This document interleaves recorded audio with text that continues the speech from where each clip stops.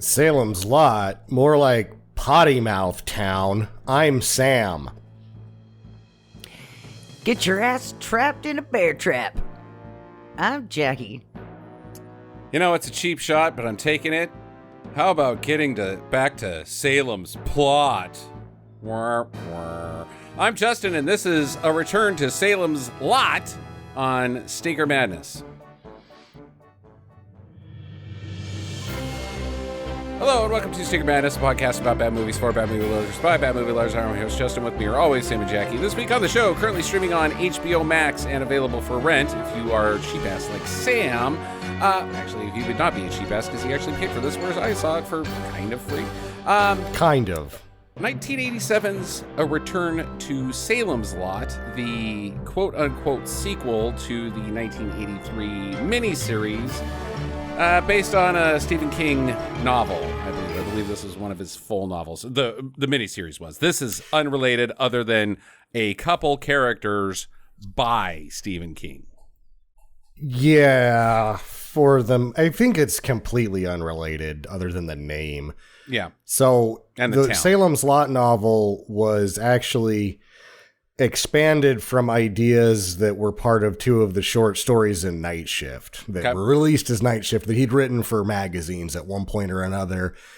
And he was like, these are really good ideas that I need to flush out. And then after the fact is like, Salem's Lot's probably the best, is my favorite of my works. And then he had a lot of other ideas that he'd thought about doing a sequel, but then decided, because The Dark Tower became a series, Gunslinger became a series, and he put all those ideas in various points of the Dark Tower series, and he's like, well, it doesn't really, I got to say those things, so Salem's Lot is fine how it is, and I love that little book that I wrote. So there's plenty of that, and there doesn't need to be any more of it, and Warner Brothers was like, yes, there does. Oopsie. You got number on the theatrical release here?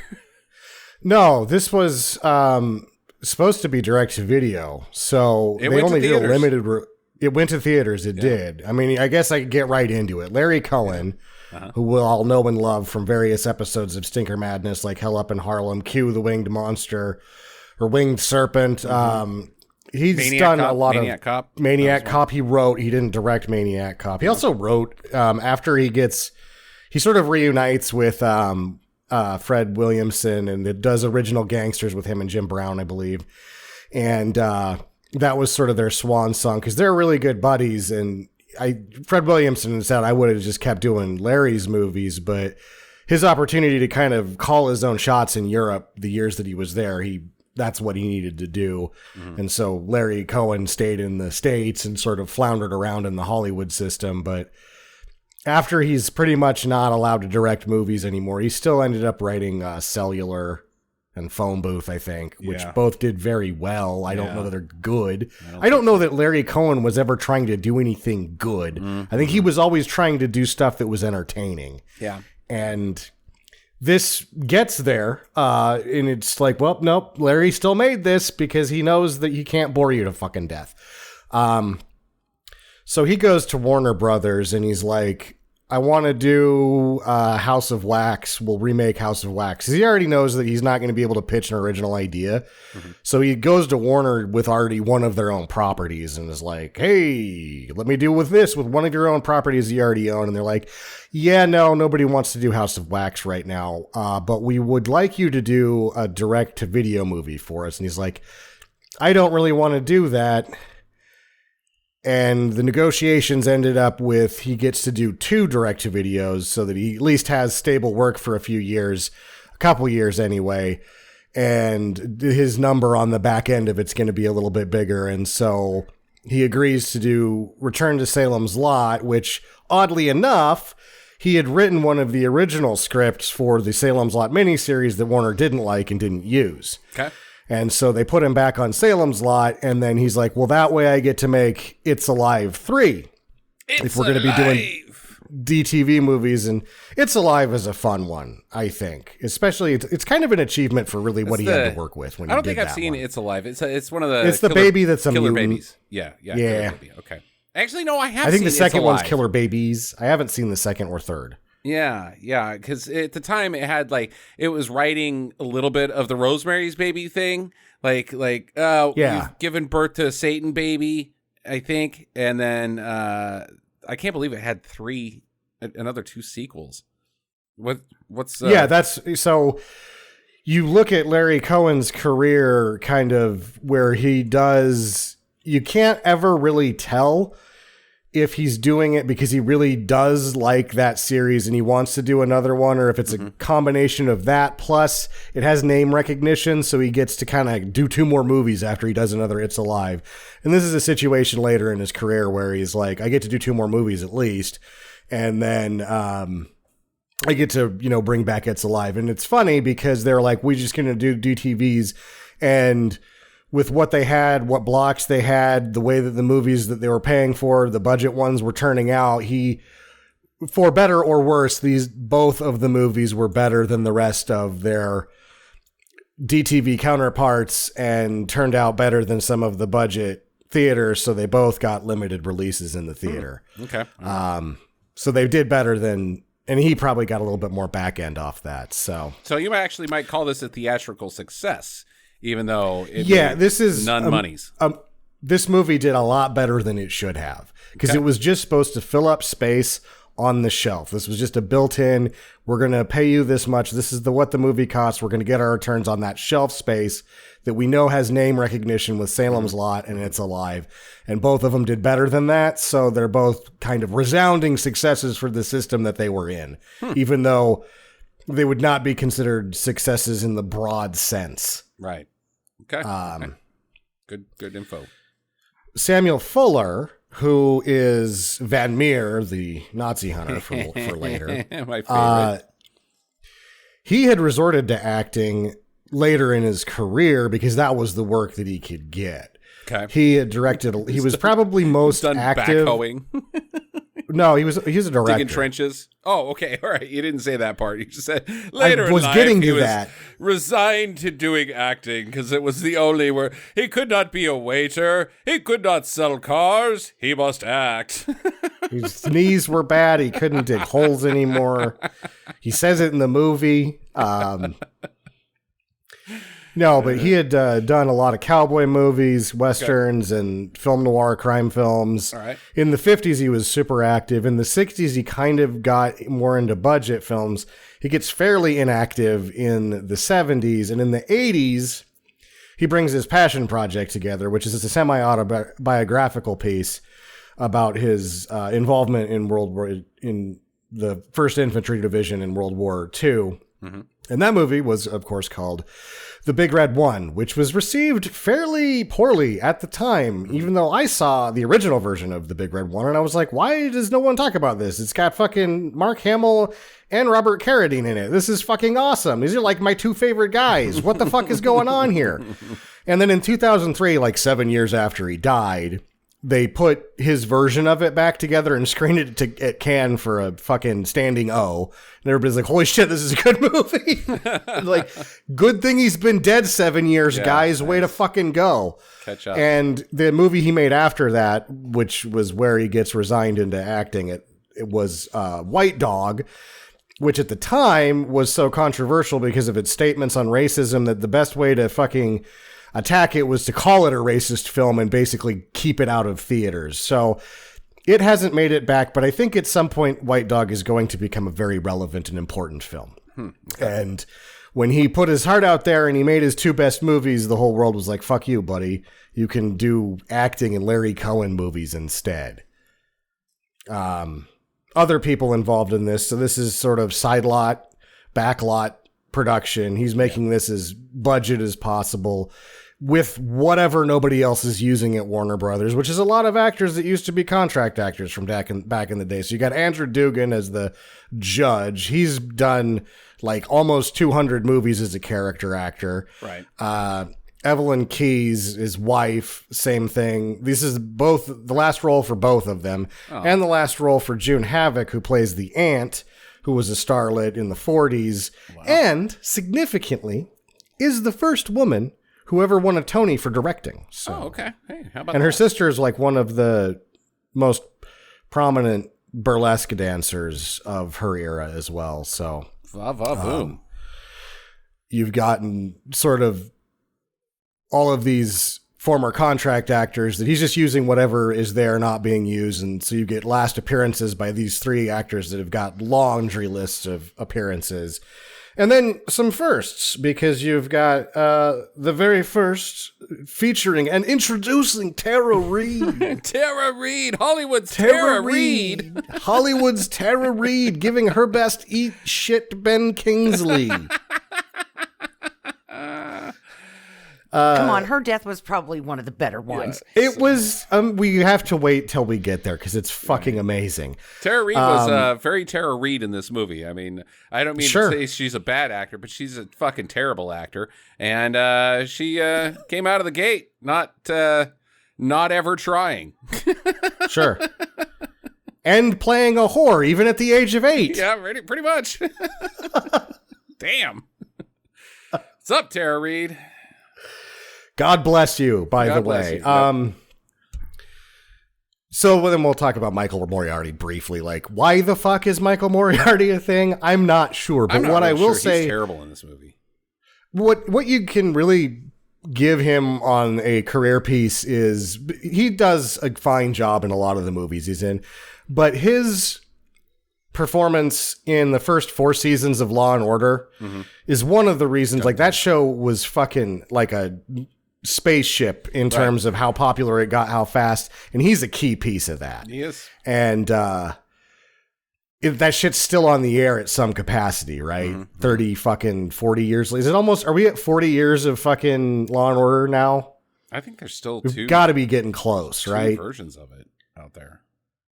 Well, they've had 10 probably at one point or another, but I mean, so that's Moriarty. He's obviously in other Larry Cohen movies. He was in Troll. I didn't know that. We haven't done Troll yet. No, Troll's. Figure that one's probably coming up whenever, maybe next year for if it's streaming for the Spooktober business. That's pretty much what I have on this thing. Okay. Now, Jackie, I want to go to you. You're the only one in this room that has seen the 2024 release of Salem's Lot. Tell us, do you think that Salem's Lot is a sequel to this one, or completely unrelated, or just, hey, this is the same thing, it's got name recognition for the name Salem's Lot, but we're going to just go make our own movie? So the one that I saw, the new one that just came out, I'm talking about, this would actually be a sequel. Oh, okay. To that one. Right. It because, well, everybody would not have died at the end, but it was setting itself up to be the prequel for the one that we watched today. Okay. So it was moving in that direction. Everybody was getting turned into a vampire, and then 3 nutsacks burned everybody to death at the end at the drive-in. Like this one. Yeah. Okay. So it's following the same format as Salem's Lot 2. Huh. The new one is so slow and boring as fuck, and you're just not invested in any of the characters. You don't give a shit who dies. You're just like, why does the vampire have to be so goddamn ugly? It's just okay. And you only see the vampire like maybe 1 or 2 times.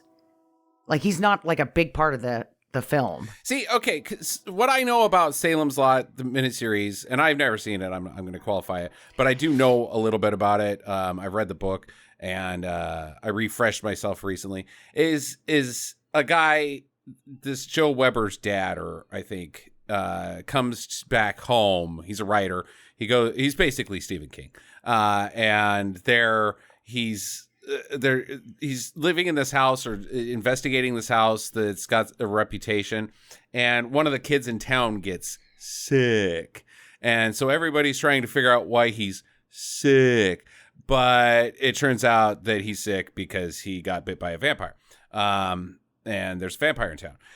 Now I have a theory on this. As people know, I am not the biggest vampire fans. I like Blade because he chops up the vampires, because I think they're stupid. I don't like any of the Twilight. I don't like glitter vampires. I think Underworld is silly. And 90% of the vampire movies out there, I don't like, except when there's only one vampire.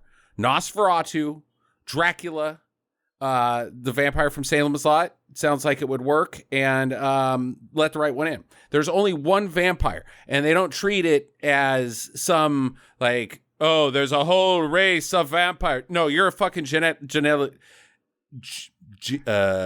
freak, I guess. You Mutation. have a disease. You're not undead. There's no such thing as garlic and mirrors, which this movie kind of touches on. You're allergic to the sun. You don't burst into fucking flames from it, but you don't like it. You don't sleep in a coffin. None of that bullshit. I like Bram Stoker's Dracula. I think he's a fucking great character. Nosferatu's great because of Lon Chaney, and some other reasons. But when there's just one vampire that nobody has any experience with vampires, there's no such thing as vampires. There's just this thing that is vampire-esque. That's cool. That's good horror to me. That's good science fiction. Sure. And you can do a lot of allegories with that plot. But when there's all sorts of fucking vampires everywhere, and you got to come up with the rules of vampires in every freaking movie, just to negate the fact that a large contingent of vampires, a vampire race as it were, is stupid and it can't exist unto itself. So you have to avoid the whole fact that vampires would cease to be if they had their way. It's stupid. I don't like it. And I think it never is going to work unless you do the one vampire thing. And they had that in the first one. This one does not. Sure. So. And it does have to bargain with how this is all going to work, which this is kind of an early instance of that bargaining with how this would all work. Mm-hmm. I'm sure Anne Rice has probably already bargained with how this is all going to work by this point in her novels. They have giant Blade cocks. Doesn't. They are all handsome, and you're going to fall in love with them. I think that's all she worked on. So it's an early instance, I think, of bargaining with how a vampire society would integrate into our own. Right.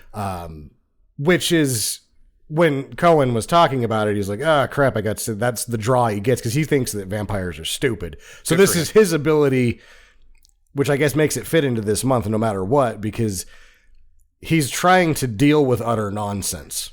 Yeah. A vampire society is utter nonsense. It's nonsense. And this is from a writing standpoint, he's trying to negotiate that utter nonsense by kind of figuring out how it might work, but probably wouldn't. And that's what you end up spending the whole time doing, is trying to figure out how it would work. That's the plot of your movie. How would a vampire society work? That's not a plot. That's just bureaucracy, and it's boring. Multiple vampires sucks. It just sucks. Don't do multiple vampires. There's two of them. Your movie's going to blow. Unless, here's the hook. John Carpenter's Vampires has got a great freaking idea. The vampires, once they get vampirism, they lose their minds and they just live in tunnels, and they're freaking carrion, Sure. That works. Well, so Jackie, you've seen the Twilight movies, right? Yep. How long does the series just do bargaining on how it would work? Does it happen through half of the series where they're like, well, this is how this would work if vampires are real? Or do they try to get that done in the first one? Well, they explain the family dynamics in the first one. And then I think it's the second one where they have the old Roman vampires that are the rule keepers, right? Okay. So you got more bargaining. Bargaining. You've introduced more rules. And then the third one is she becomes a vampire and then has a baby. So she has a baby, and then it's half vampire, half human, and then there's rules about how that works. Okay, all right. Yeah, okay, so there's 7 of these things. The fourth movie, does the fourth movie have more things that are introduced on how this would all work? Yes. Okay. So in the last one, the daughter has grown up a little bit, and she has been discovered by the Grand Council, but the werewolf boy has imprinted on her, which is really super creepy because he's 20 something at this point, and she's maybe 11. And so now he's in love with her. So now the wolf pack can't kill them. And the wolf pack has to fight. Okay, now that's okay. plot. That is plot, Jackie. That's actually plot. Yeah, that's so there's and then 6 and 7. So does movie 5 introduce? Movie 5, does that introduce things that are they finally in full swing of we've set the table for how our movie universe works by spending over half of the films figuring out how it's going to work? Do they are they in full swing by movie 5? They bring in the space vampires. So there's a whole new set of rules that they got to deal with the space vampires, Sam. I feel like in 7, they have to kind of go back to how stuff works when they start using each other as throwable weapons. Is that cause for divorce when you throw your wife as a weapon? Is that in the no fault divorce clause? Look, we just agree to disagree. No, you used me as a hammer. It's over. Okay. I'm fine with being thrown like a frisbee, but hammer, thank you. Nope. Okay. All right, we got to move on from Twilight for sure, please. My weapon safety word is popcorn. Yeah, popcorn. Are we ready to get into this, or Jackie, do you have any final thoughts before we delve into the plot? Why have all of these vampires lately, and I guess it was back then too, but why make vampires just so damn ugly? That's not a thing. The vampires are sexy in our world, Jackie. Unless when you're saying like they're doing it now, they probably are returning to ugly vampires. So you're probably right. It's probably trying to circle back to Nosferatu because they realized that, hey, we've got these movies that all the vampires are covered in glitter and it's silly and nobody likes it, so they're not going to watch it anymore. So they're just circling back and making them Nosferatu. I'll tell you exactly why they all, even in Blade, when they get mad, they get ugly. Yeah, right. Because if they weren't at their core monsters, we would be tripping over ourselves to put them in charge because of their fucking wisdom that would come with lives that long. Naturally. Like, if you make it work, if you make vampires work all the way, then you're like, well, they should be in charge. Yeah. Yeah. Countess nature may. Like, if you actually bargain your way into a society of vampires that can live in balance on this normal world, what you've done is just created a superior race of humans. If they're not monsters, then you've just made evolution for mankind that doesn't like sunlight. Yep. That's it. Ding. Synthetic blood, all of that. Even if you got the stuff. No, it doesn't work, Jackie. That's why. They have to be ugly. They have to be monsters. They can't just be pretty. Would you guys ever marry a vampire? How big are her tits? Just kidding. Whoa. Real big? We're talking real big? Yeah. No, Jackie, I probably would not. I would try to avoid that. It seems the problem is that's the whole thing is that you're like, there's no downside to this other than at the core I'm a monster and I'm sold my soul, so I'm going to hell. Yeah, I guess. If I get not staked, for but a I really live forever. long time. Yeah, that's the thing is that there's very little downside. You're bargaining. You're putting religion into the rules of vampires, where they could just be fucking bloodsuckers. That's it. If it's just a genetic mutation, there's very little downside to being a vampire. Not so much. I mean, look, I drink cow's blood. I have raw, bloody steaks all the goddamn time. You know? I'm doing pretty good. Not real great for my old ticker, but I'm fine. I'm fine with cow's blood. Now, we're not going to talk about the African races that drink the blood. It's gross. Let's get into this movie. Okay, so where we start, we close in on human sacrifice. Yep. In the jungle. Okay. Was not what I was expecting. I was expecting some Mordecai, we have your woman outlander business throughout the entirety of this movie, but instead we open on jungle tribes, human sacrifice. Yeah. Very not Stephen King. Weird. Yeah. And he's like, his cameraman's like, man, I don't know about this. And it's like, this is what you signed up for, dickface. Yeah. If you don't know about this, you shouldn't have come. But yeah, you're going to watch a guy get killed. And your boss is like, this is what we're here, so you better get that. Get the microphone up there, right above you. Get boom that guy. Put that down right where he's screaming. See if you can get some of the squelching sounds, too, from the knife going in. Boom guy. Why do I have a boom? Why did I bring a boom guy to a documentary? Anyways, our hero actually is our hero. This guy's pretty cool. He's our hero. Joe Weber. He's a documentarian. He's a hardcore documentarian. Like, he fucking pissed in Werner's face because Werner wouldn't touch this shit. And he's like, yeah, I'll stick my camera right in that guy's guts and get that shot. Yeah. And we'll, I guess sell it to National Geographic's not going to buy this. As we learned with Grizzly Man, Werner does have limits. Yeah, right. This guy does not.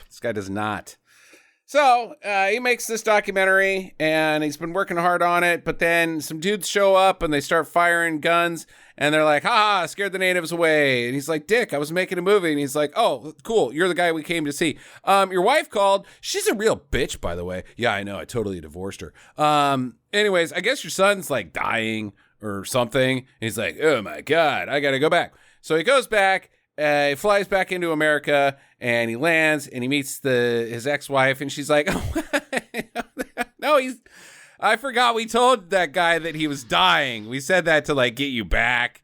But really, he's just a little pain in the ass. So he's your son now. This whole thing is just weird because there's, like, I'm in the jungle doing my documentary on that's way over the line on any documentarian, really. No one's going to air this. Right. And then his ride shows up just fucking blasting an M16 into the air to clear it out. Like, yeah. And why did you fucking do that? And he's like, you got to go. Let's go. Your son's dying. Okay. This is completely unreasonable. Wait, I have a son? Yeah. And then he punches the camera guy for no reason. That was my first big laugh in this movie was he's like, hey, you got something in your eye. And he's like, I do. And then he punches him in the face. It's my fist. That's what's in your eye. You're a real mean person. He's not a good guy. What a meanie. Okay, so yeah, we're gonna have him committed because he stole Gerald, my husband, his Mercedes car, and crashed it into a tree. Okay, why is that my problem? Why am I here? And why did I get called out of my career because you let him drive Gerald's car? You left the keys? That sounds like a you problem. Okay, fine. I guess he's my kid now. Bye. You're not in the movie anymore, my ex-wife. Well, kid, I don't know what to do with you. I could send you to boarding school. I could call social services and punch you into the foster care system. But, I think I've got the perfect plan for us. We're going to go up to Maine, to a tiny little town that I've been to, where my Aunt Clara, who's not really my aunt, she died and left me a house. I imagine it to be 10,000 square feet, built in the 1800s, worth several $1 million, and Victorian style, smells of rich mahogany.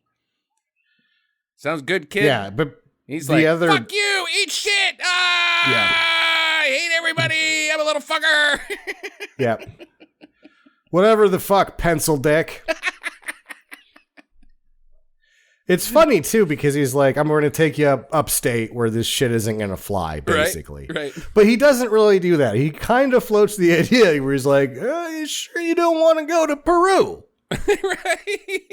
Right. Just saying. Want to do the Amazon with me and maybe see a guy How much can you carry? How much weight can you carry, say, for 45 miles? You ever heard of a brand called Tascan, kid? Yeah. Then they drive there, and this becomes amazing for my second big laugh, where the kid's just like, fuck you, eat shit, da-da-da-da, and the Moriarty's like, yeah, what the fuck ever I can fucking swear to, fuck you, da-da-da. And then they, like, tire themselves out of being dicks to one another, and his dad just goes, you know how to drive? And then it cuts to him, the kid driving, and his dad is just like leaning in the car like a child, looking out the window, fucking counting cars, and was like, boy, this guy really hates driving and really likes to ride in cars. What the fuck? And he starts reminiscing about why he got kicked out of town. He's like, yes, I remember Mayberry Street. There was a girl that lived there. Blonde hair. And one day I saw her wearing a sundress. And I could see the silhouette of her figure in the sun. I was 11, young man. I was younger than you. And so I banged her. And then my aunt said, you can't bang 17-year-olds. Get the fuck out of this town. Yeah. And I never went back. What? You got kicked out of town for, I mean, neither of you are an adult. I don't know how that works. I guess. Yeah. Don't fuck 17-year-olds. Young man, you're in trouble. I don't know. It didn't seem like that's where that was going. That's what he says. He says that it was going in a direction and he was becoming attached, so she sent him away. The aunt sent him away because he was becoming attached to the 17-year-old via his dong. Yeah. Well, then why does later she says, I've been waiting for you. Okay, maybe they didn't bang. You're right about that part. But either way, it's headed there. It's headed in the old in and out direction, if you catch my drift. Sure. Not the drive-through, but the back entrance. Where you get your shake and fries. I don't. There's not a whole lot of sexy food talk at In-N-Out. They don't serve hot dogs. Guess they got buns. Could do something with buns at the In-N-Out. All right.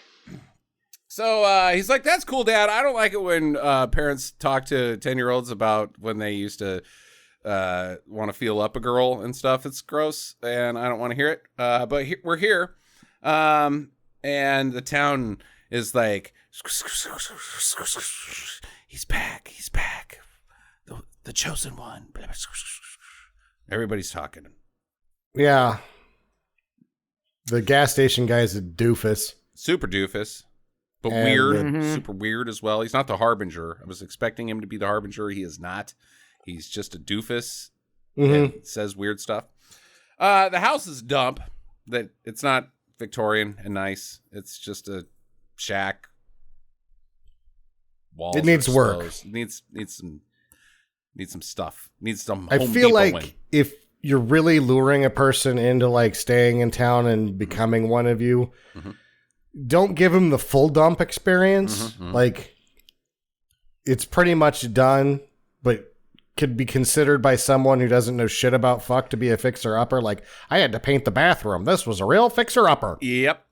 This is way worse than that. This is like, you're a contractor. You have to have a separate shed for all the lumber that you're going to have to bring in to replace the lumber in the house. We're talking joists, foundation, walls, sheetrock, siding, windows. You got to start over. When you're having to pull this much out, when you're gutting this place, so you may as well just redo the electrical and modernize it while you're there. There you go. And it's not like you got a Home Depot in this town. Nope. So yeah, you're calling in a trailer for this job. So it's above your pay grade there, documentary in. Anyways, they're like, well, that's pretty crappy. Hey, what are the cops doing here, by the way? Let's go find out. And so they come down there. The cops are like, hey, we want to see proof that you live here and that you own it. And he's like, sure, officer, here's my receipt for my aunt. I keep it in my pocket just in case. That is not how that works. And then they take it like, we can't read good, so we're going to take this to the judge. Check this out. You can go to his house later and get it back. Like, you could just go tell the guy.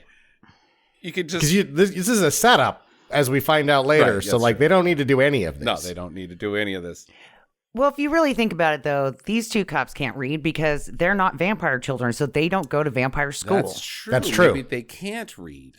They probably can't read. If you're going for that level of social control, literacy is the first thing that you want to axe. Well, that's a good point, Sam. Just sounds okay. I'm not going there. But either way, he has a receipt for his house, which you don't actually get in real life. You don't have proof. You have to go to the county. It's like he has the title or something. There's no title. You don't have a title. There's no title. Yeah. It's just weird. Yeah. It's not a car. Anyways, so Jeremy goes to the empty schoolhouse, and there he is scared off by a creep who's like, "Get the hell out of here, kid!" And it's like, wait, why are you yelling at him if your motivations later are not to yell at him to leave the school? Not real sure what that was. Well, in the interaction where the title or whatever piece of paper that's irrelevant gets passed around, like Father of the Year award times 2 already, after being like, hey, can you drive? Right. Where he's like, adults are talking, go fuck off and play somewhere. You can find your way back, right? Go to the school or something. I don't care. Or something. Go behind the gas station and fucking jerk off a guy. Who gives a shit? Yeah. As long as you're not here, I don't care. Right. Oh, you precocious scamp. All right. So the bait shop guy, it's now nighttime, so he opens up the door to the garage, and that's the vampire den, or one of the vampire dens. One of them. What a crappy... Don't, God, I hope we don't have anybody who ever needs work on their Chrysler, because it's where I need to work on it is your bedroom. Why did we put these here? You have houses. This is not, if these guys are even the middle of the vampire totem pole, this vampire town sucks. Because this is a shitty bottom of the totem pole for a vampire town. But I'm imagining these are middle tier vampire guys oh, fuck this. God. Really? I hope someday I can save up so that I can live at the bowling alley. Yeah. Just get pins hit me all morning.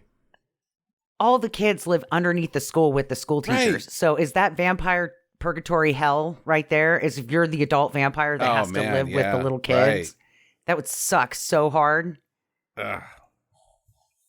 What are those ladies that run the foster home? The old marm. Are they just marms? Or is that does that just apply to schools? I'm not sure what they call someone that runs a foster care facility. You can't have any meat, or you can't have any pudding without eating your meat. How can you have any pudding if you don't eat your meat? That lady, Yeah. Yeah. Okay. Yeah, sure. Her life sucks. Real bad. This is the 80s, though, so you do get to hit these children if that's your thing, which I assume if you're a vampire at that qualification, that probably is one of your qualifications. Oh, yeah. I'll smack a kid around real good. You're hired. Later, the film will fully advocate slapping the kid around. That's right. Okay, so the vampires are out. There's some teens. They get pulled over. They're like, dude, let's go up to this place and do drugs or whatever. I don't know. This is the 80s. We're not really sure what teens do at this point. Worship Satan? I don't know. Oh, Jesus, we're getting pulled over. Their town is creepy. What'd you say about my town? Fucking teen girl, I'll fucking cut you from neck to nuts. You don't have nuts, damn it. You take it back. You respect our town. Hey, your town's stupid. Oh no, you're killing my boyfriend. They just go fucking ham on these kids. Yeah, for dissing their town. And then I don't even know who this guy is. Mm-hmm. There's a really monstered out vampire. It just hangs out in the woods. The bad masked vampire. I know who this is. Okay. It's the judge. It's not. Because later yes, it is. Okay. Because at the end of the movie, when we kill him, it's the same blue monster guy. I think it's a little different. This one is a little different. Way shittier of a rubber mask than the judges. He doesn't even drink their blood. Two of the teenagers, he just grabs their faces and pulls them off. Right. And they're just dead now. Smashes their heads. Squish your face. Well, would you want those poor little cocksuckers running around your town? No, you don't want those kids turning into vampires. They're assholes. I don't know. They seemed all right. They seemed kind of cool. 80s cool. Yeah, man. We don't want that here. I want it. Yeah, let's rock and roll. You guys heard of REM? Yeah. She's pretty desperately seeking Susan. Yeah, she's got some desperately seeking Susan. She's probably into Madonna, but I guarantee you a couple of those dudes were into Rem. Yeah, I am Superman. They're probably into that Rem. Is that 87? Is that year that REM releases their first album? No, they already had like 2 by then, man. In fact, Automatic for the People is just right around the goddamn corner, buddy. 88, I think, was Automatic for the People. Anyways, I think these guys are cool. One of them's got like a vibe, a Charlie Sheen vibe, like Ferris Bueller's Day Off. Like, my sister wears too much makeup. People think she's a whore. That guy's cool. I bet you his name is Todd. Todd's cool. That's what I'd say if I was a kid. Yeah, Todd's got a cool truck, man. Jackie just doesn't like teenagers. Well, they are shitheads in her teenagers. defense. Yeah, they're shitheads. Like 90% of them, and like then you get like the 10% that are nerdy and kind of cool, and they know who they are. They're not real worried about anything other than surviving high school and getting to college. No, those kids are dorks. Todd's cool. I love those Todd kids. For life, man. I love those kids. Todd has access to Metallica and Playboy. Todd's cool. And he once gave me a cigarette. Yeah, Todd's a dipshit. Felt so cool. I didn't like it, though. Okay. You probably would smell Todd's farts if you had a chance. Todd's got good farts. The last girl, she's chased around town, desperately seeking Susan. She's chased all around town by the townies. She runs into the church because the cop told her it was a good place to go, which contradicts what the cop's motivations are later for forever, the whole movie. I don't know why he told her to do that. Well, maybe the cop's looking for a girlfriend. No. He's like, hey, if they don't get this one, then the rule is that we get a crack at them the next day. And if they want to marry us, then I get a girlfriend wife. Come here often? Damn it, I blew it already. Been chased by vampires ever before last night? Pretty crazy stuff, huh? Want to go out with me to the woods? No, I lost another one. God damn it, I'm terrible at dating vampire stalked women. I'm not good at this. No wonder I'm so lonely. All right, so she thinks she's safe. And meanwhile, there's 2 bums. Yeah, right. Hobos. Just out in the woods being bums, and they can't fucking figure out their liquor situation. Like, can't figure it out by, I want it, no, I want it, let's spill it instead. Happy birthday to the ground. Yep. The ground is drunk and we're not. And then 2 girls show up, and this could have got real weird if these kids weren't vampires. Yeah, totally. These He's girls like, hey, come over Yeah. here, I got something to show you. And you're like, not they're good. 8. Not good. Not a good look for bums. No. Just stick to the barfing in my car, please, bums. Mm-hmm. Ugh. But they get eaten by the children. And yeah, because the children surround them and they're all laughing. They're like, what are you guys laughing at? Get away from us, you little fuckers. Like, just kick them. Yeah. They're over. Just start doing the windmill with your arms, right? And kicking your legs out in front of you. They know this game. If you get hit, it's your fault. Knock a couple of those little fuckers down, they'll back up. Overpowered by their tiny hands. At no point do any of these vampires really have, like, maybe at the end one vampire displays vampire powers, but for the most part, these are just people that are bitey. Yeah, bitey people. This is the town of bitey folk. So these kids, they suck their blood, and we know that they get wasted because they're bums. So those kids are totally just drunk as shit. The teen girl, she runs to Joe and Jeremy. I don't know why she left the church. She just shows up at their house somehow. She's like, they're trying to kill me. And he's like, oh, whatever. You're probably high, but let's take you to the judge in town. He seems like a legit guy because that's what you always want to do is take somebody to the judge. To the judge. Directly circumnavigate the justice system entirely. I'm good. No judges, please. How about the bus station? Can you take me there? Because this is getting a little... Oh, can I have some more of that lemon drink vibe that you got a judge that lives in town and you like know him? Like, I'm out. So at the judge's house, They're all vampires, and they try to put on a face like, "Oh, you poor dear. Oh, here, have some of this lemon drink." And she's like, "No, not the lemon drink." And oh, I can see. I'm a doctor. She's clearly suffering from the side effects of illicit drugs. You know, this is America in the 80s. Sadly, just say no isn't working. And so they suggest that Jeremy and Tara Reid will handle this situation. Why don't you two children go to the wedding in town? The wedding? What? It's our 9:30 actually. It's running quite late. Wedding for, well, you'll find out. But it's at night. We do night weddings here. Night weddings, huh? I'm out on that. No, son, you need to go to bed. You got school tomorrow, right? Oh, I didn't register you for your school. Or go down there or, like, do any sort of paperwork that says that I have full coverage. What's that called when you got a kid? Sole custody. Full coverage. Yeah, I didn't do any of that dad stuff. So, yeah, fuck it. Go have a wedding, kid. Go down to that wedding. Go to the wedding, whatever. Don't blow off a dude behind the gas station. Actually, I don't really care about that. Just get the fuck out of here. Let's go. The maid comes out, and the lady recognizes her, the desperately seeking Susan lady, and she's like, she's one of them. And they're like, damn it. She's on to us. All right, get her out of here. Wait, where are you taking her? Oh, we're vampires, and we're going to eat her. Huh.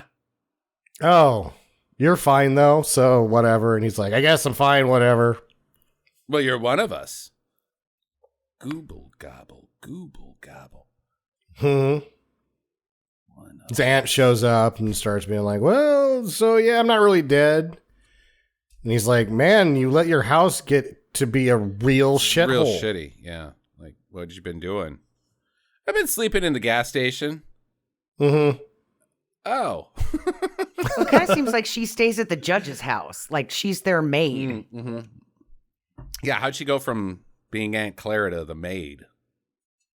It kind of sucks. Yeah, it kind of sucks, dude. It sucks. Like the totem pole on this vampire town sucks. The trajectory of wealth is pretty accurate, actually.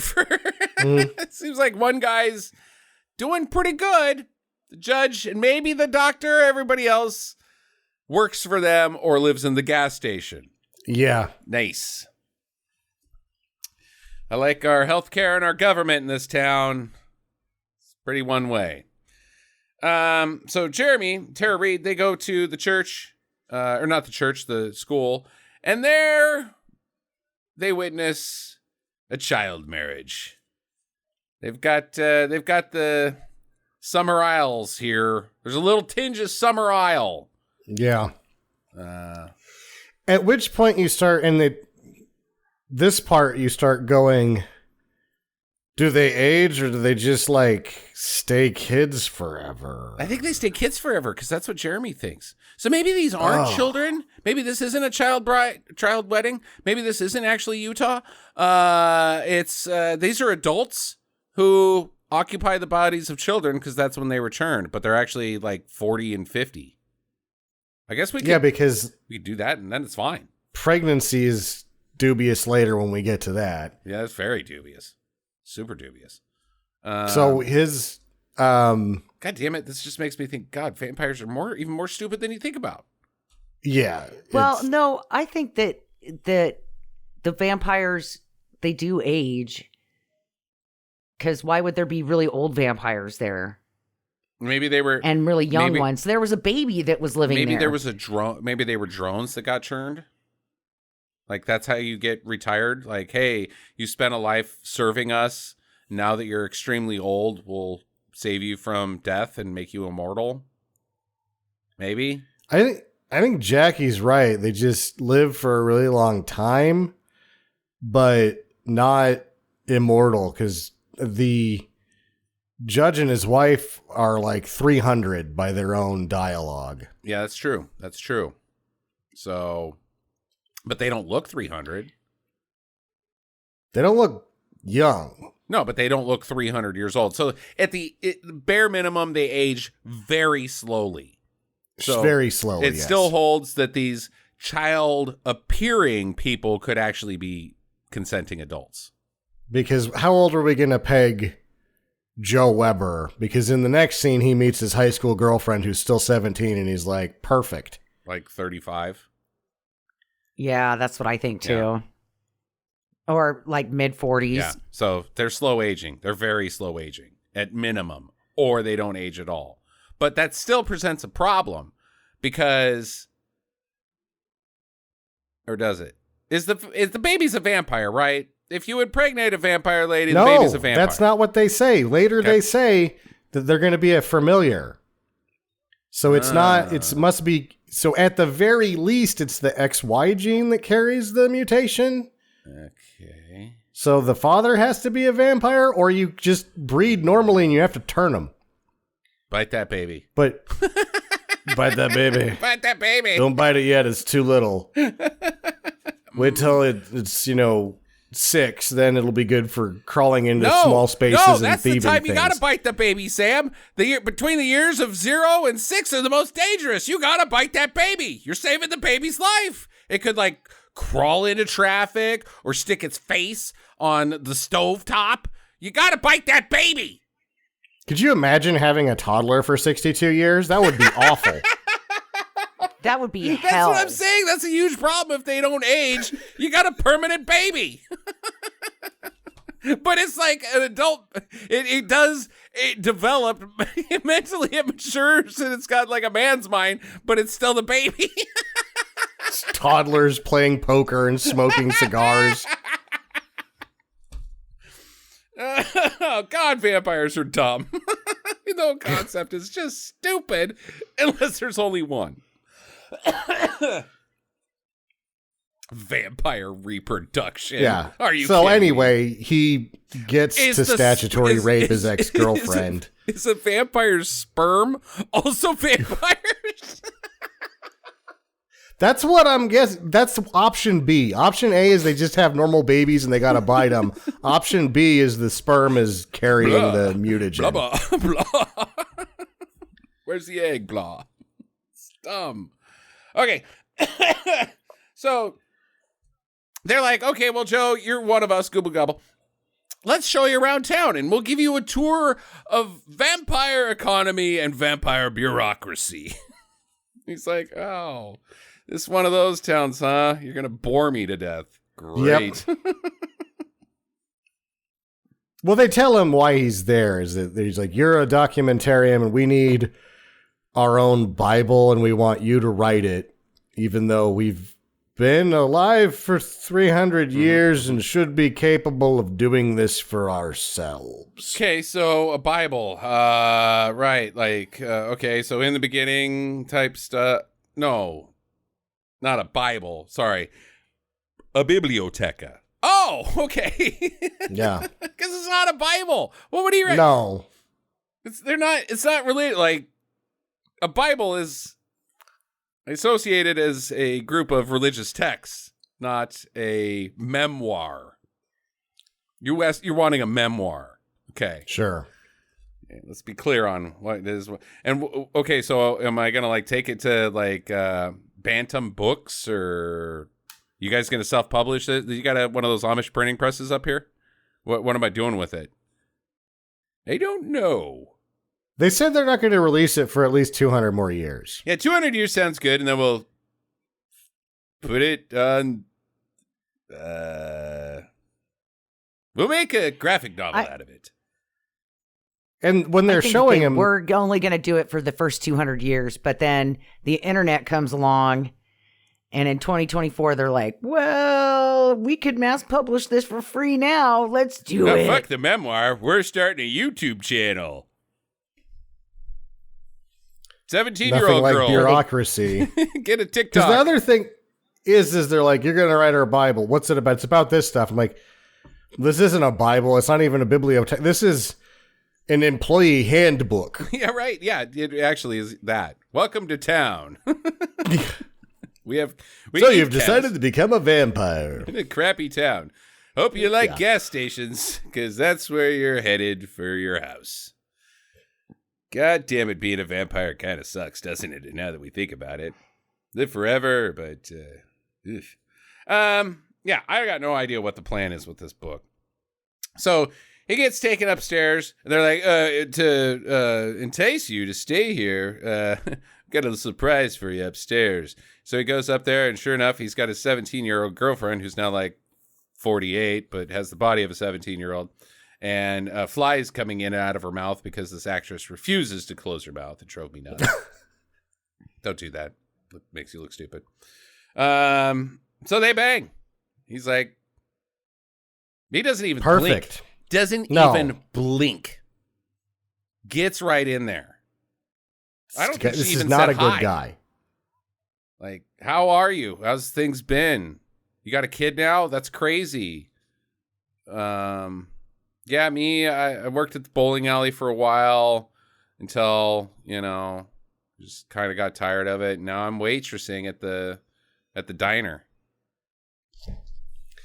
What do? Well, we sleep in gas stations, and then every night we wake up, drink some cow's blood, and watch paint dry. Yep.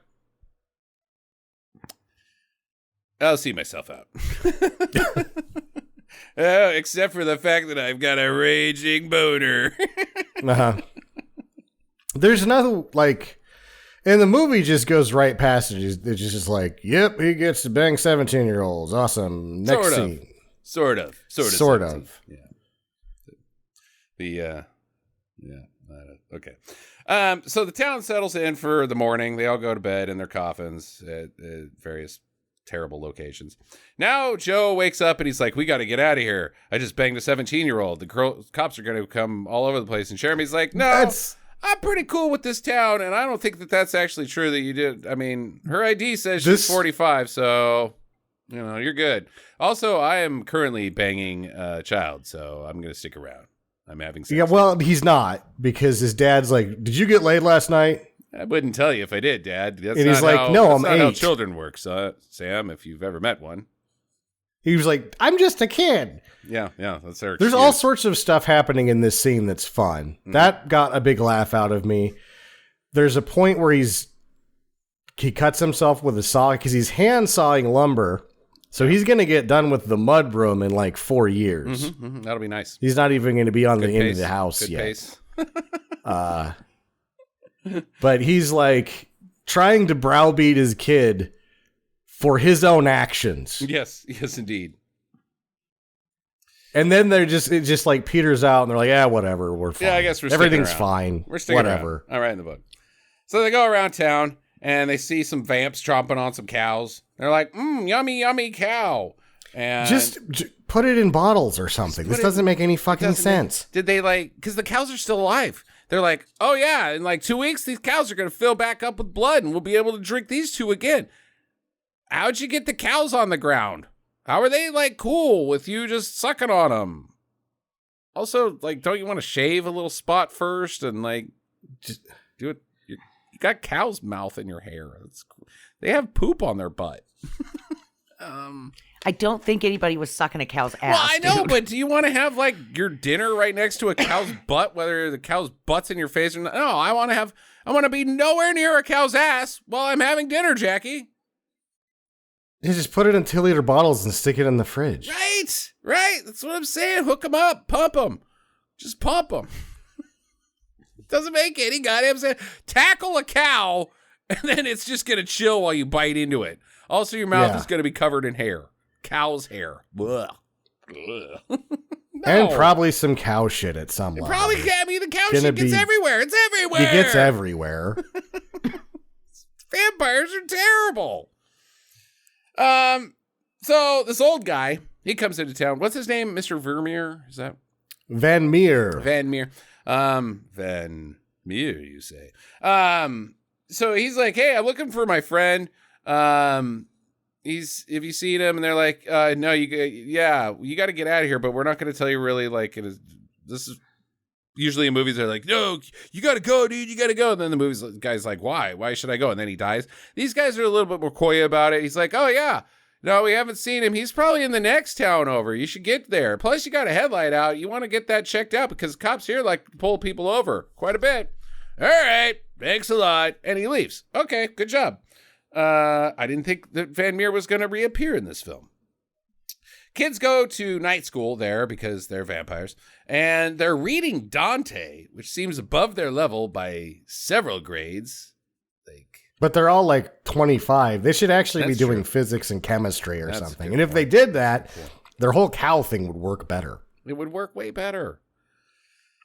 So he's like, okay, well, you can hang out here at school. Or no, you can't. Promise me you won't go to vampire night school, even though we're staying here. You got to get some education. They're talking about Dante, actually. You should stick around. I'm going to go bang my 17-year-old, quote unquote, in the woods.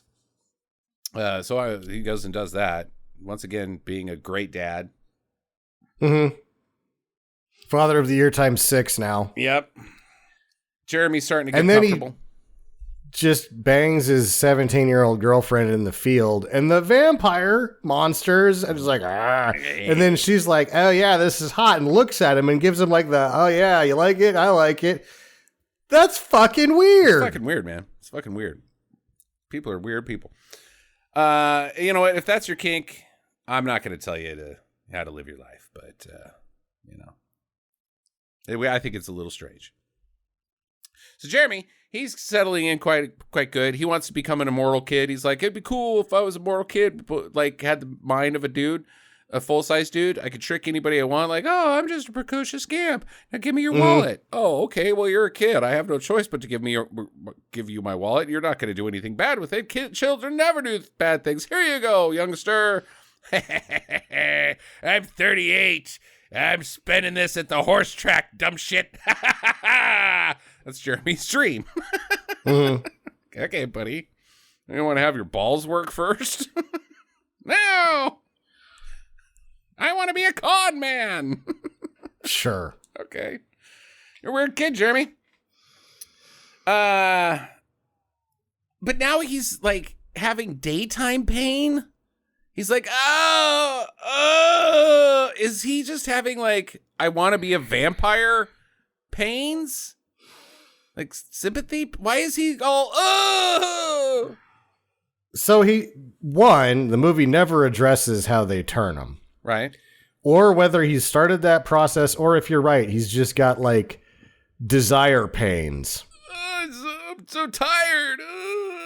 Here, have some pills. Well, they do say that he has to take the vow, and that he has taken the vow, and that the transition is starting. Oh. So you say some words and you start feeling like, oh, the sun.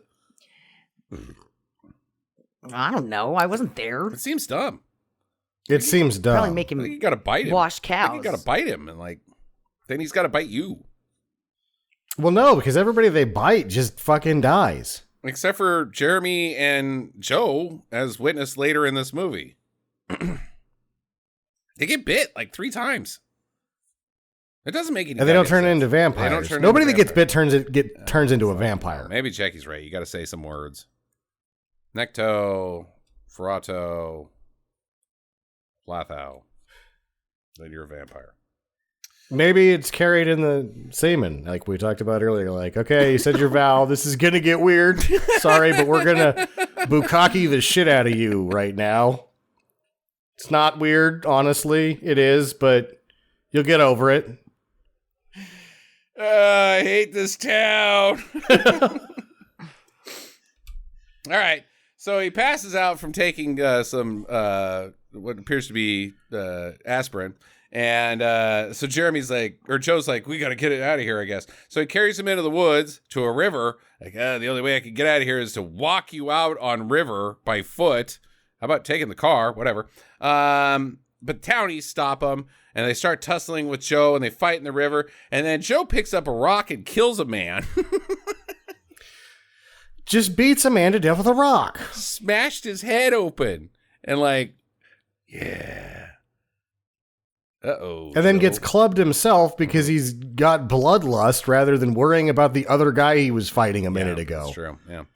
Oh, don't worry, Joe, about killing Jeff. He was kind of a dick, but we got you anyway. You know, you can't do much more because we've taken your child from you. And by the way, your 17-year-old girlfriend, Kathy, she's pregnant.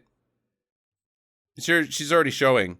Wait, dude, I've been here for like 12 hours, maybe 16. Yeah, like a couple nights. That's it. Huh? Weird. I'll be damned. And then they say he's going to be a servant, so they doesn't automatically become a vampire if you impregnate a vampire somehow. Well, unless he means like servant like Aunt Clara, who's a fucking servant and a vampire. So there's vampire servants and servant vampires. Right. Yeah. I think I'd want to be the town drunk as my job in Vampire Town. What would be the benefit to the town of the town drunk? Why would you have one? Why wouldn't you? No, I understand why you want it, but why would the town not just like treat you like we treat our town drunks? Like, you suck, Gary. Get out of here. You know, go get a job. Well, it'll sell. I would have a little. You got to sell it like it's going to sell our real town vibe if I take this job. And they're like, okay, I think you'd be able to talk them into it because they seem pretty stupid. They're pretty stupid. So you'd have to work it like you are not going to benefit them in any way, but you could probably make it seem like you're helping the ruse that much more and then just get pissed drunk every day for no reason. It's like the mafia's protection racket. Protect me from who? Us. Yeah. Okay. All right. You're hired. Yeah. All right. I like it, Jackie's the town drunk. Good. Okay, so now Jeremy, he's gonna get churned. We've got your kid. We're doing that. And Joe's like, you're gonna have to kill me. And they're like, no, we're not. We're just gonna churn Jeremy or threaten to, and you're gonna hang out and write our biblioteca. Okay, fine. So now he's curious about vampires again. He starts asking about the rules, and he goes to work on the Bible, and he wanders around town. And for some reason, he punches the gas pumper guy out, who appears to have taken his shirt off for unclear reasons. Unclear reasons. Both of them. And he's like, that's fine. You can hit me. That's what I'm here for. What? What? I'm not a vampire, dude. I'm just some guy. Oh, well then fuck you, man. Let's tussle. Yeah. I got my shirt off already. Fucking weird. Van Meer's in the antique shop now. Sees the old guy. Old guy's back. Oh, you still looking for your friend, huh? Yeah. Yeah, I'm looking for my friend. Sure. All right, well, why don't you stay at my place for the night? It's not safe for you here. Okay, that's mighty kind of you, sir. By the way, I've got a Ruger. It's a Luger. I mean, not a Ruger, a Luger. Yeah. What's a Ruger? He does whip that out later, but he doesn't show him immediately. They do have something of a conversation about it's dangerous here, and he just kind of gives him an eye and goes, yeah, I'm pretty tough to kill, so yeah. I'll be fine. See, the funny thing is, I'm hunting Nazis. What? He's not actually my friend. Because they're setting it up.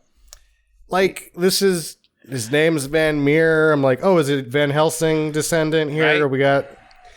But he's just actually hunting Nazis and just happens into the wrong place. My mother spent time at Auschwitz, and she was killed there.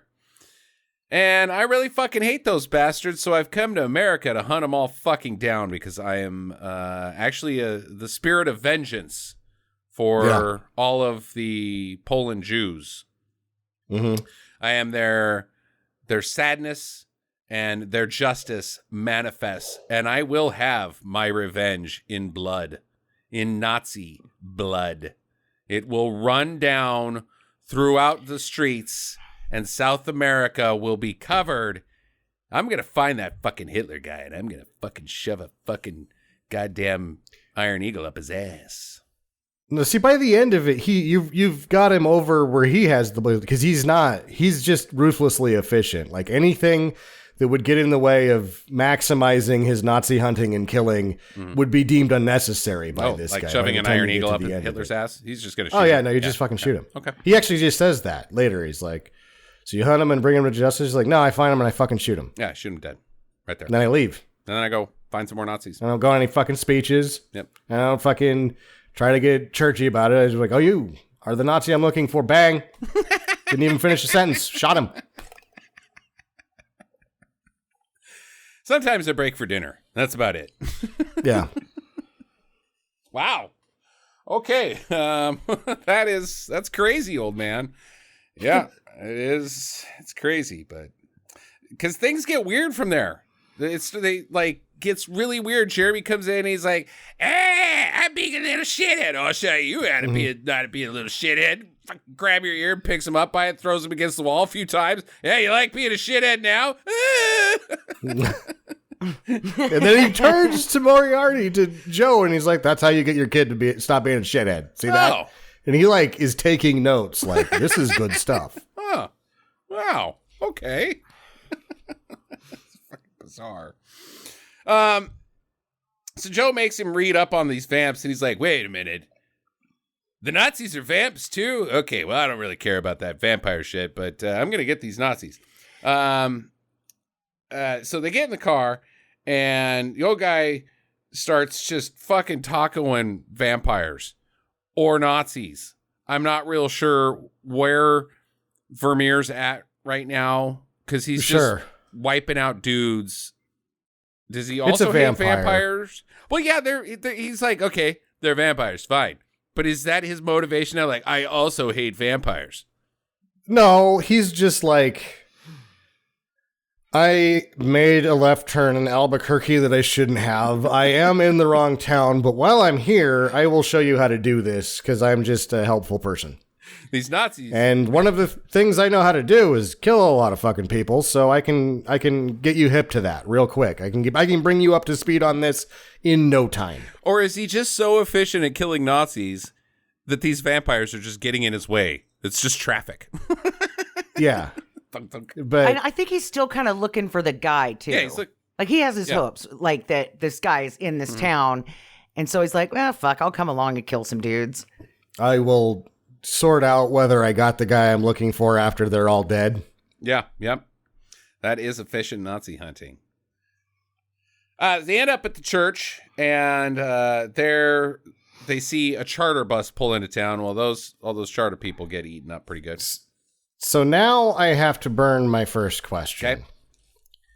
Why did they build a church in their town? Why did they build a church in their town? Appearances? They say that the church is there for appearances. But it had to be a real church. How do they even? Church? Well, the town itself existed, and then the vampire came to town and converted everybody to vampirism of their own volition and free will. And then the church was just kind of there, and then they upkeep it because they upkeep the outside of it for appearances. Because they say that they came over on the ship that sank with the Mayflower. Yeah. And they just headed upstate Maine and avoided people. Like, they built it. It seems like they built the whole town. Well, either way, at the end of the day, if the church is there or they built it, it doesn't make any sense. Because what you would do is, if you didn't build it and it was there, you'd fucking tear it down and then put up one of those rock ridge churches. So it wouldn't actually be a church. It wouldn't actually have any fucking god powers. It would just be a fucking facade. Doesn't need to be anything but the outside of the building. You could get all the churchy shit out of there so that nobody has a mishap. Yeah, it's just wood. That's it. It's just a wood structure that bears a resemblance to, oh, that's a town church. It's closed right now. We're in between ministers. That's what you tell the people that come to town. You wouldn't actually have, no, we've blessed it with the powers of Jesus. We've put up rosaries and crosses and one of those Jesus is in there. It does the whole bleeding thing from the crown of thorns. It's actually pretty, it's very respected among the Catholic community. In fact, the Pope's been out here 6 times to bless it. We've made terrible decisions as vampires. We're not good at it. We're bad. No, they're not. All right. And this, I think, is one of the reasons why Van Meer has stuck around, because he reads all of this shit. And he's like, I was going to just leave. This is bigger problems, but I've read what you got here, and this seems like a real fucking turkey shoot, Joe. All right, so we're going to start making some steaks and get some of that holy water. They actually had a priest come in here and bless the water. They're vampires, and they hired a... But these vampires are dipshits. They're dipshits. Later, they will just have left holy water in a lot of convenient locations. Right. God damn it. All right, so it's daytime. It's like Power Up. It's Power Up?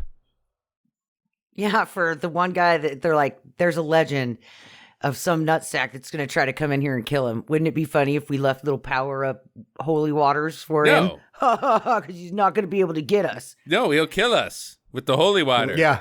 It's our weakness. Like... Bullets don't hurt us, but holy water makes our flesh actually disintegrate. So, no, that's a bad idea. I put some in the squirt gun, Gary. You killed me. It's not funny. They barely put holy water on them and they disintegrate, Jackie. Melt. It's not funny. Yeah. It's not a funny joke. They die. They wouldn't do that. They wouldn't use holy water on each other. Gary, you know you're a puddle of goo. Yep. Jesus. They would if they were Florida vampires. Yeah, I killed my... Here comes a tornado. Shoot the holy water at it. I spilled it on myself. Blah. Shit. Jackie, I think you're stretching this joke a little. Yes. They are pretty stupid, though. They are pretty stupid vampires. Because they've left holy water all over their town. Yeah, they're not power-ups. They're just idiots. Okay, so they start taking out the whole fucking town. They got stakes. They're just going into people's houses, staking vampires here, staking vampires there. The judge isn't around. He's got the drop on him, or somebody tipped him off, or I don't know how the fucking judge doesn't... He's not sleeping in his thing. He's not there. And then the Van Meer's like, we've been had, but only sort of, because most of the people are still here. Let's kill them. Yeah, let's go over there now. Kill those vampires. And then Joe decides that he can't kill his 17-year-old girlfriend. So Van Meer has to do it. And I'm pretty sure she's not even down there. She's not down there. Like, they got the wrong house. No, that's like fucking Dead Alive vampires.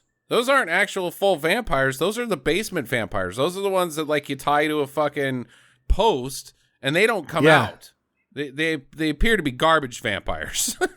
Sure.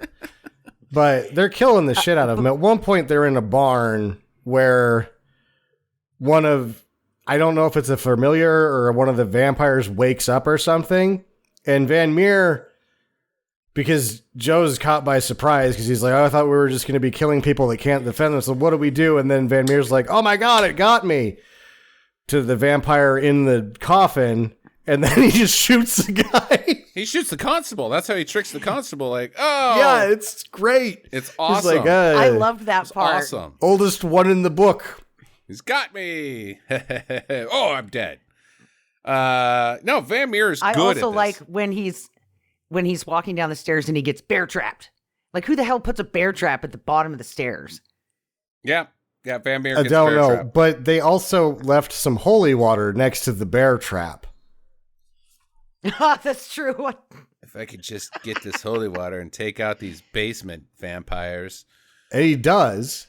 And then Joe helps him out of the bear trap. And it's only a minor ink. He's like, that's pretty rough on my ankle, but I'll be all right. And come on, like, let's keep going. Meanwhile, one Jeremy's hanging out tough back son at the of a church. bitch. It's daytime. He even says it's daytime. And all of a sudden, Tara Reid floats in front of the windows and she's like, Jeremy, come with me. Together we shall be in love forever. I want to bite you. And he's like, wait, how are you outside right now? It's daytime. Yeah. And she's like, don't worry about that movie-going audience. It's irrelevant. It is, because they just cut. He's like, how are you even doing this? And it's like, and cut, next scene. You'll be fine with me. They have an elevator that's outside from the basement. Yeah, and it's it looks like it's sunshine, but it's just light behind her. And so it raises up in front of the window, and it's like, oh, look at me float to the window. Come outside with me, but Jeremy. she's just standing on a box. Come out inside here. of another light-proof box facing the window. Aside from building a church that could kill us, we also built an elevator outside of it to tempt children one day like you. Come outside, Jeremy. Be with me. Wait, are you a ghost also? Why are you floating? All right, we didn't think so. Either way, it cuts away, and they're like back in the church. They're talking things out, and he's like, we woke up too late. One, we overslept like fucking 10 hours. Yeah. Right. Two, we're not good. We're running out of numbers. This numbers game is not on our side. We can't stake these people fast enough. And Van Meer is like, yeah, well, here's the thing.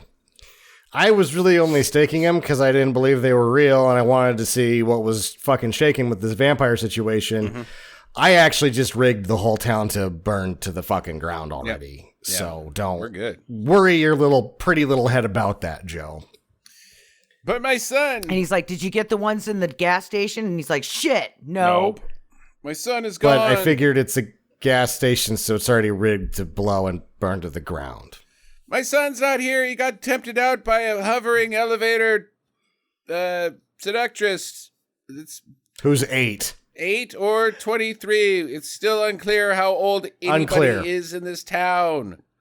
But they were going to give him a coffin at school. He's got to be at the school. Let's get down there. Oh, but first we have to stop by and blow up a fucking barn. Blow that motherfucker up. Whose barn is that? There's just a Doesn't shot matter of anymore. Let's get some gas. And then there's a shot of an exploding barn. And it's not talked about at all. Okay. Then they're at the school. Yeah. And they go into the school, the gym, and the judge is there. And he's like, oh, glad you made it. I see you've got the tickets for our 6th grade production of Bram Stoker's Dracula. Sit down, leave your head at the door, and somebody will seat you. Get it? They're all spooky jokes. Okay. No, seriously, you're in 32B right there next to the Cartwrights. Okay, children, go. And it's not even a play, because you want to be like, oh, this play sucks. But you're like, this place sucks worse. It's not even a play. It's just a kid that you're torturing, kind of. Kind of. He's in a casket that he can't get out of. At this point, I'm not sure what he's doing. Van Meer's curiosity gets the better of him again. And so he's like, okay, you look like you're in charge. Let's fucking rap for a bit about how all this works. But then goes back to his Van Meer business after about 3 sentences. He's like, oh, okay, so it's bullshit. All right, I got it. And then the judge is going to threaten him in some way, so he just starts popping him in the head. Shoots him knowing in the head that he's not gonna kill him, but he's like, I bet you don't like this. And he's like, no, I don't. Stop that. You'll never take me alive, copper. And then Van Meer shoots himself. No. Dang it. Jeremy, all of a sudden, like, the dad is like, Jeremy, realize you're not dead. And Jeremy's like, in a coffin, like, I can't get out. I'm so dead. No, you're not dead. Wait, what? Oh, I'm not dead? Yeah. Okay. And then he just hops out. I have no idea what that was all about. He has to pick him up and like stand him up. He's like, see, you're fine. And he's like, oh shit. Oh shit, I thought I was totally dead. They told me I was dead. And like, you didn't even try to stand up, shithead. I just took his word for it. He's a judge. Yeah. So my thought on this one was, it's kind of like, you know, when you go to those revivals and they're like, stand, Jeremy, stand. Oh, faith healing? Okay. Yeah. Sure. And then he turns to all the vampires that are surrounding him, getting ready to kill him. And he's like, I burned your fucking houses down. Yeah, that was awesome. That's really fun because these are such shitty vampires that they should just kill him or something, right? Because right. Get one last meal or whatever. He's like, by the way, the town's rigged to blow up. You guys are all fucked. And they're like, okay, random panic, vampire panic. Oh no. And they fucking let him grab his kid. Then he fucking grabs his kid and tosses him out the upstairs window, which makes no fucking sense. And his 17-year-old girlfriend comes to kill him, and he just grabs some holy water that's on the roof and kills her because there's just random holy water on the roof. Jeremy does it. Jeremy kills the wife. But still, there's just random holy water all over the place. Here's the hook, guys. If the movie is accurate and that baby is a drone, Jeremy just killed his fucking brother. Yep. Yeah, dude. He's not gonna... He's gone this long as being the only child. You bet your britches he is not gonna let some little half-breed vampire piece of shit kid get in his way. Christmas is mine, fucker! Yeah. Jeremy is a little Cartman, isn't he? Yes. Yes. Oh my god. Yeah, she melts. She's goop now. So Van Meer's plan has come to fruition. All the coffins are now on fire. I don't know why they're all outside, though. They're like out in because they were yards. dragging them out, trying to save them. Oh, the vampire but they were on people. fire. But then there wasn't anybody there with a hose or a fire extinguisher to actually put get them out. out. Outside. But then we can't get into them because they're still on fire, and we're outside when these need to be inside and not on fire, not outside and on fire. We are the dumbest vampires ever. Tara Reid, she's like, no, my coffin. So the familiars that are left are trying to drag the coffins out of the houses that are burning so they can burn to death in sunlight instead. Yeah, right. But they're mostly on fire already. They're done. And Tara Reid just walks in between some flaming coffins and puts her hands up in the air and falls over. I'm gonna die now. It's such a bad shot that you misinterpreted it, Sam. It's forced perspective. That's how they did the stunt. She's crawling into her own coffin to kill herself. Either way, why would she do that? It's hilarious. It's hilarious, and she does. It's better than Ben Kingsley in Slipstream. So eat shit, Ben Kingsley. I got to do it, Jackie. Because that's what Tara Reid does. She did it with her career too, Sam. She crawled into a flaming coffin and died. It's a metaphor for the future. The metaphor for a plastic surgery office. I'm just kidding, Tara Reid. You're an American treasure, and we love you. But you did do that with your career. So Joe gets bit here. There's just fucking biteys, chompers, and he's wrestling through town. And so they decide to spend the night in a barn. They get in a barn. They're like, we'll rest up here until morning. We'll be safe here. It's like coffins up there, though. This is the only building that he didn't rig to explode or burn. That's my logic here. Actually, no, he rigged the shit out of this one to explode.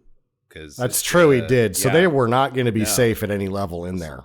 There's there's coffins upstairs and there's vampires in them. They're coming. Why are we here? Why are you there? We're not very smart either. Or it's all part of Van Meer's plan to get all the vampires in one place so he can just speed this shit up. Speed it up. By the way, I used you two as human bait. Hope you're not sore on that. I got a lot of steaks to distribute in the next 10 minutes.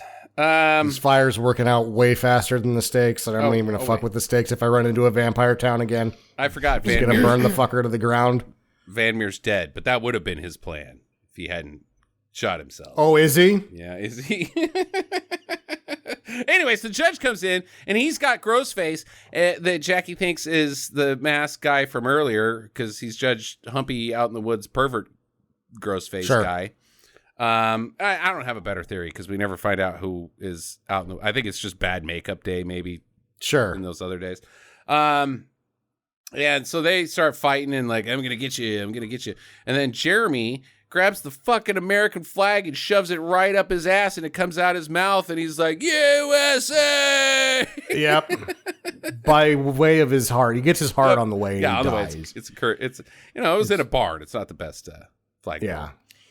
But then the judge melts with the flag draped in the flag. It's amazing. Then the barn explodes. Yeah, they get out of there and it blows because it was rigged to blow up the judge like everything was the else. head vampire and he blew up. I'm not sure. No, he turned into dust. There's nothing left to blow up. He caught on fire before that, though. No, I mean, when he went into dust, there was a little fire that came up, and then the barn exploded. So I'm not real sure. I'm pretty sure Van Meer rigged that shit to blow up. Might be. Well, speaking of Van Meer, the bus pulls up and, hey, it's being driven by Van Meer. He's like, you guys fucking think I was dead? Are you kidding me? You fell for it too? Jesus, Twice? You saw me pull this one a minute ago. I just did this. God damn it. Are you sore about the human bait thing? Yeah. Good. Get in. We're leaving now. I've fucked with this town enough. I've had my fun. I mean, we're good. I actually have things to do. Let's go. Are you my new grandpa? Says Jeremy. Yeah. As long as you promise to shut the hell up while I'm killing Nazis and or vampires, you little shit. Yeah, I'll be your grandpa. Yay! More Christmas for me! Mm-hmm.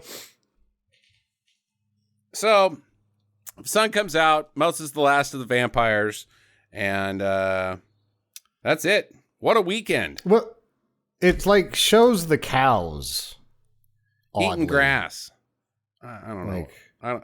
Because there can't be a connotation that the virus survives in the cows because biting does not turn people in this movie. No.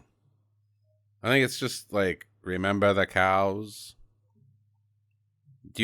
Actually, I know it's exactly that. It's like, you may look at cows and think, just innocent cows. There's a dairy farm over there, but maybe it's not a dairy farm.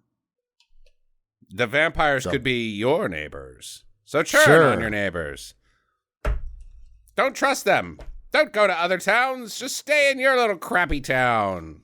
Mm-hmm. I don't know if that's what the movie's saying. That's what I'm going to take from it, but that's the end of the movie. Questions, Jackie, go. I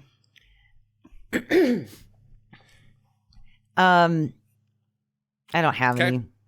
Sam? So does he end up being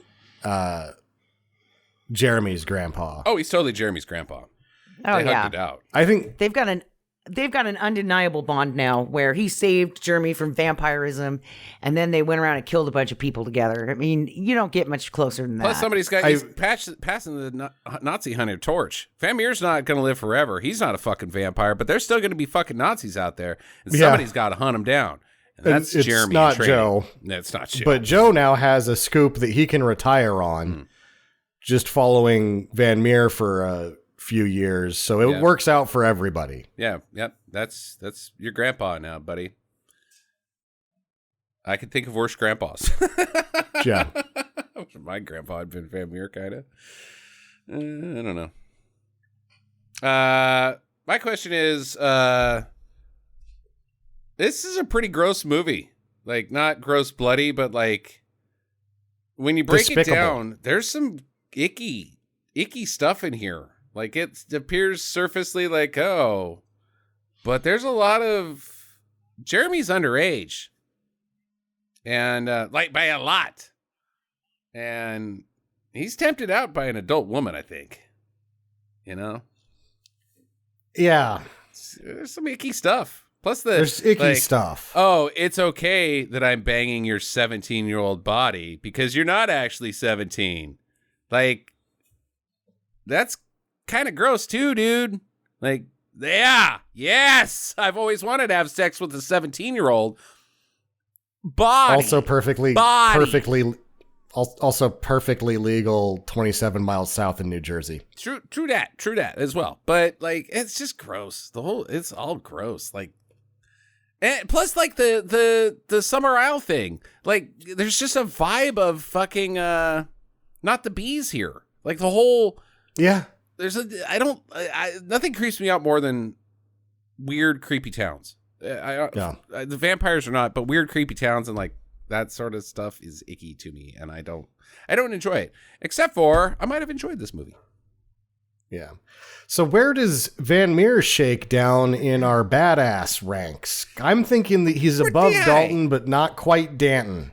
Above Dalton, not quite Danton, for sure.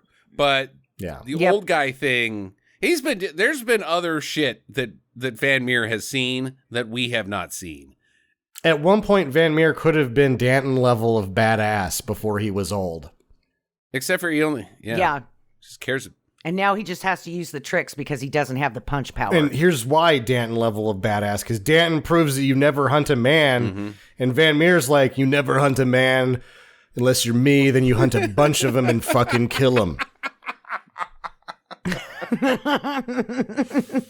Van Meer's pretty fucking awesome. Like pretty badass. He stole this movie by a lot. Without Van Meer, I don't know. This would have just been like a shitty misinterpreted Stephen King knockoff. It's not even a Stephen King adaptation. It's a knockoff. But Van Meer's fucking rules. Quite high. Did you guys know that they actually rebooted Salem's Lot? Because I was looking up Salem's Lot, right? So I would have the cast list. Sure. And it's got Rob Lowe in it from 2004. Nice. The miniseries? Yeah, it was a big deal. Yeah. No, it's a movie. I thought it was a miniseries. No, 14 miniseries. Oh, okay. Yep.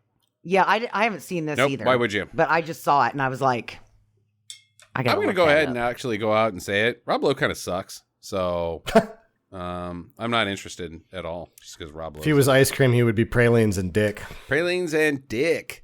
I think we're ready for final recommendations here, and Jackie's going to go first. Oh, absolutely do. There were so many great moments. Got something in your eye, bear trap.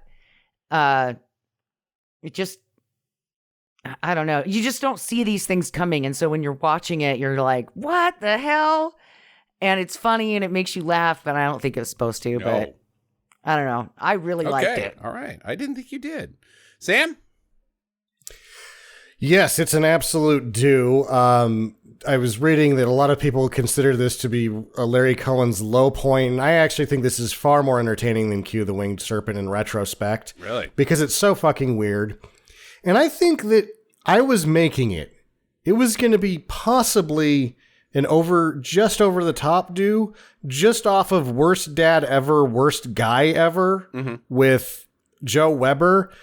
But when Van Meer shows up, this thing goes into a whole nother level. It's like, by the way, we got 3 more fucking gears here. And you're like, hello, yes, please. And it becomes an absolute, like, go so far as to say, definitely worth $4 on Vudu.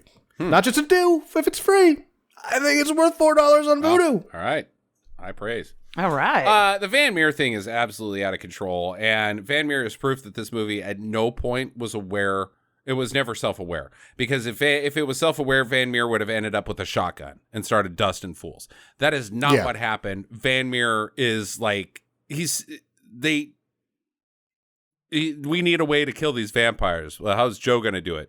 I don't know. Bring in some old guy that is just knows how to kill things. What's he know how to kill?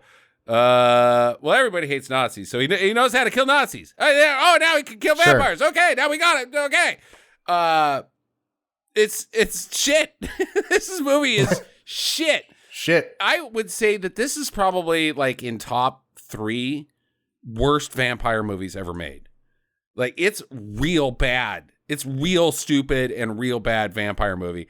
And that's saying a lot because I think most vampire movies are shit. And I loved it. It's crazy. It's totally dumb as fucking hell. The only problem I have with it is it's so stupid. There's not, you have to pay attention to it. Like, the dialogue is so bad and so nonsense, and the plot's so bad that you have to pay attention to the dialogue so that hopefully they make some sort of sense of the plot, which never happens. So you can't riff it. It's not a good riffer. No. But because you have to pay attention. But it's still a total do. These vampires are shit. And It's like the antithesis of that Bruce Campbell vampire movie Sundown. It's like the opposite of that. It shouldn't work, but somehow it does, and it does. I liked it. So, 3 news from us. Next week on the show is Sam's pick. He does not know what he's doing, right? I do not. Okay. I'm gonna report back when I want to do Nonsensical November, so I'm gonna find something that hopefully makes as little sense as this. Okay. Well, we could do a three-peat of Stephen King type stuff. There's always that, Sam, and then there's the Shyamalan. There's a new Shyamalan out if we can get our hands on it. Yeah. All right. Anyways, have a great week, everybody. Get to the chopper.